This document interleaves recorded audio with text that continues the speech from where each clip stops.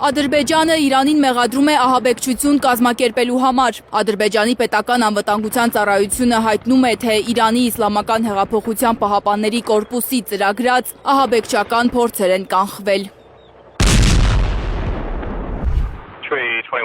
Ըստ պաշտոնական հաղորդագրության, թիրախների թվում են եղել Բաքու-Թբիլիսի-Ջեյհան նավթամուղը, Իսրայելի դեսպանատունը և սինագոգը։ Իրանական կողմից որևէ արձագանք չկա Իրան-ադրբեջանական հարաբերությունները էլ ավելի շիկացնող այս պնդումներին։ Իրանագետ Նվեր Դավթյանի համոզմամբ, եթե Իրանը հերքում է Ադրբեջանի օդակայանը թիրախավորելու մեղադրանքը և չի ստանձնում Բաքու-Թբիլիսի-Ջեյհան նավթամուղին հարվածելու փորձի պատասխանատվությունը, հավանական է, որ կեղծ լինեն Ադրբեջանի տարածած լուրերը։ Լարվածությունը առավել եւս նկատվում է հենց ադրբեջանական կողմում եւ նրանց քաղաքական մակարդակում արված հայտարարությունների տեսքով է դա նկատվում։ Հավանական է շարունակում մնալ վարկածը, որ հարվածը Ադրբեջանին Իսրայելի հակաիրանական սադրանքն է։ Սա Թեհրանի պաշտոնական դիրքորոշումն է նաև։ Ըստ փորձագետների,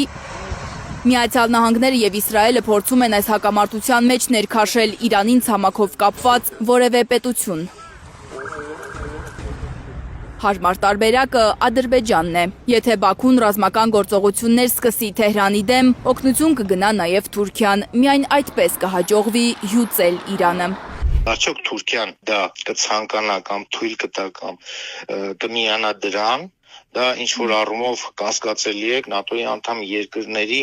ներգրավում Թուրքիային պաշտպանելու հարցում։ Իսկ դա արդեն կարող է եվրոպական երկրների համար թույլատրել ուկրաինական ճակատը։ Ես չեմ կարծում, որ եվրոպական երկրները կցանկանան, որպեսզի Թուրքիան ներքաշվի այս պատերազմի մեջ։ Իրանագետ Նվեր Դավթյանը հույս ունի, որ Իրանը թույլ չի տա ռազմական գործողություններ սադրել իր և Ադրբեջանի միջև։ Հակառակ դեպքում Հայաստանի համար ևս անվտանգային սպառնալիքներ կառաջանան։